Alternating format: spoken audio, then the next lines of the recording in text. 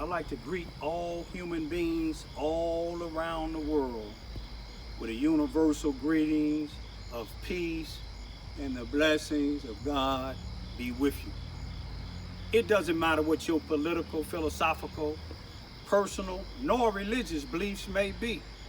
It doesn't matter if you to proclaim riches to the proclaim poorest person on the face of this earth. It doesn't matter if you to proclaim toughest to the proclaim weakest person on the face of this earth.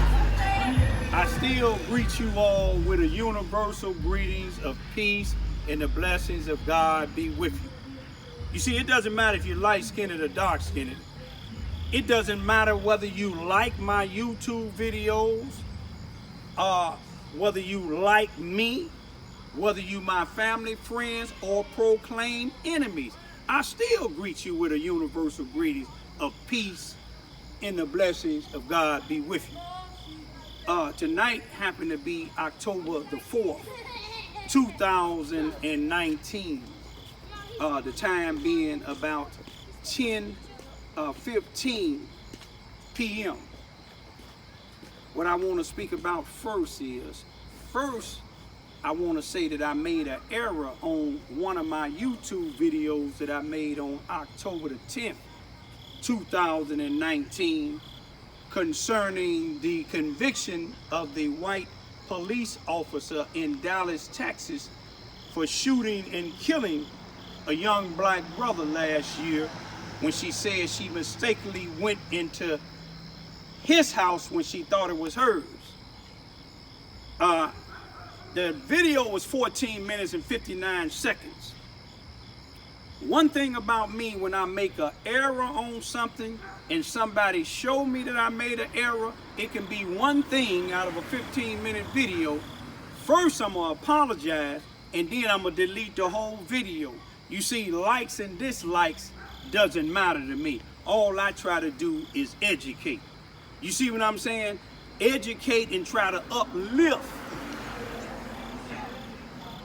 black peoples in general, but anybody that's willing to listen. Now, what I said on that video is, it was titled Raymond Lewis Ivy, and it said, Black Dallas, Texas judge and brother of the victim that a police officer killed in Dallas, Texas, hugs the white police officer. But now, what I said in there, hey, how you doing? All right, have a nice night. You too. All right, thank you. What I said in there, when the 18-year-old brother of the victim, he made a statement representing himself as how he felt about what happened to his brother in the manner that it happened. I said that he said that he's not gonna say that he wished that this white police officer rotten in jail like his brother said, but somebody looked at my video and told me that that ain't what was said. And I was almost sure what it was said, but I looked back and what he actually said was, he said, I'm not gonna wish that you rotten in jail or you rotten like my brother did, the one that she killed. That's a big difference. And that was my error. I apologize to all of my viewers, all of my followers, even all of my critics, because I'm human, I made a mistake, and yet I'm a man, a God-fearing man, so I'm gonna correct it two ways. First, apologize, then I'm gonna delete the whole video. But let me tell you how I was made aware of this. An individual, I'm not gonna even say their name, but I told them that I was gonna delete it, but when whoever it is, when they made me aware of this, they came in the manner saying, "What the hell are you talking about?" Hey, how you doing now? All right. And that's not a manner that a man or a woman would actually address something that they trying to correct. But this individual say this is the way they talk to everybody. And he said he's a product of the Black Panthers. And me knowing the Black Panthers don't address everybody the same way. When they used to feed us when I was younger, they didn't ask me, "What the hell you coming in here late for? Don't you know we be here at 8 o'clock?" That ain't just the way people address themselves. But the point what I'm trying to get to is,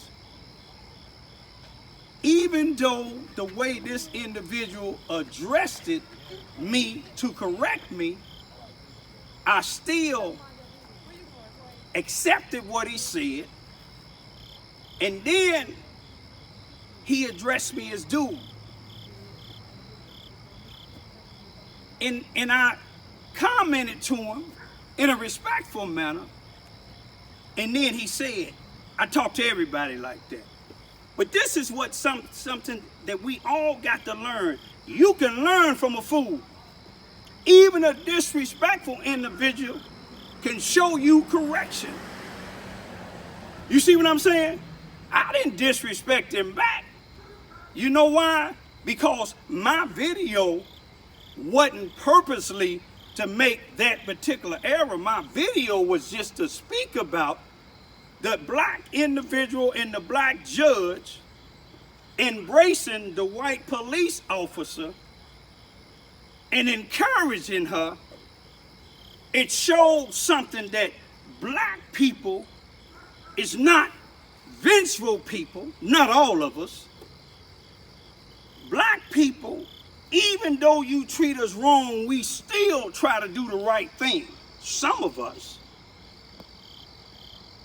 But this individual, he took that one thing, he was right, but the way he addressed it. But now this is what I'm going to get to now. For anybody to think that I believe that that was a fair sentence, the 10 years, no, I don't. Do I think that the reason why this white police officer got just 10 years instead of anywhere between the 5 and 99 or 99 in life? You see, I wasn't on the jury, and the jury wasn't all white. A black woman and a white guy, two of the jurors, they spoke up. You see what I'm saying? They spoke up and said why they convicted her, and they said why they gave the 10-year sentence. One thing about it, she did get convicted. She can't be a police officer again, can't carry a weapon legally. She going to prison, and one of the family members let her know, "I forgave you." The black judge gave her a Bible and some scripture to read. You see what I'm saying? Now, whether this judge do this to everybody, I don't know. But I want to go to something else now, because this case was nationwide. Now, I don't believe the story that this lady, well, I ain't gonna say I don't believe, but the story that this lady said just didn't make no sense. But I wasn't there. She said she made a mistake going up into the wrong apartment. I made a mistake by saying what this brother said on the stand. And I listened to it a couple of times until somebody that said it in a disrespectful manner, as far as I'm concerned, because I came up different than maybe this individual here. But I still made an error. But let me tell you about another case of murder. And this wasn't a white person killing a black. This wasn't a white person killing an adult. This was 3 gang members, black. One was a driver. The other one orchestrated the assassination, and one of the executioner, they killed a 9-year-old boy, Tyshawn Lee, in Chicago, Illinois, because one of the individuals' brother was killed a week before, and mother was shot during that time when his brother got killed by a rival gang. So the brother that got killed, his brother orchestrated the assassination of a family member, which was a 9-year-old boy. They said he looked on the Facebook page.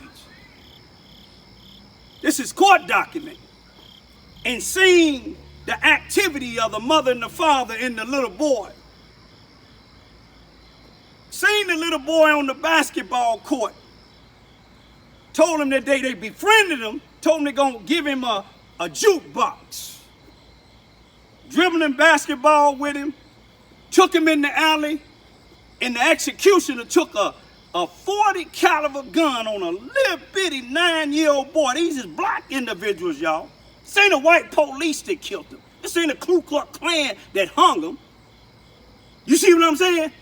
Shot this little, the boy put his hand up, they say. Some of his fingers got shot up because he knew they wasn't friends no more. They wasn't being friendly anymore. Shot and killed him. Now look, the driver, about a month ago, pled guilty to first-degree murder and took 25 years. I don't hear people hollering, complaining about that. I ain't justifying them giving the white woman 10 years, but I ain't hearing nobody complain about that. Then, the other two, the orchestrator of this executioner and the executioner, they took separate juries, but they was in the same courtroom in front of the same judge. Once one of them, a case was heard, the other jury go out. But yesterday, the first jury found the executioner guilty of first-degree murder. Executing this 9-year-old innocent, defenseless black kid. Black people doing this here. You young people that want to join gangs, listen to this real good. Now, today, the orchestrator of this assassination or execution of this 9-year-old boy, his jury came back with a guilty verdict. But let me tell you a little bit before they found the guilty, came with the guilty verdict. You remember the driver hurry up and pled guilty. Took 25 years. Because he know what he was facing, life. Illinois don't have the death penalty.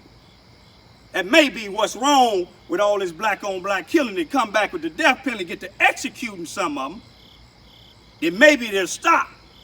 But anyway, the executioner and the orchestrator, they lawyers was putting it on each other. Now, all of them was together at first with this defenseless 9-year-old boy. Now, the executioner said, his lawyer saying, the orchestrator is the fault of this here. The orchestrator said, his lawyer saying, the executor. But the orchestrator brother got a gun from New Mexico, and they caught up with him. But let me tell you this here.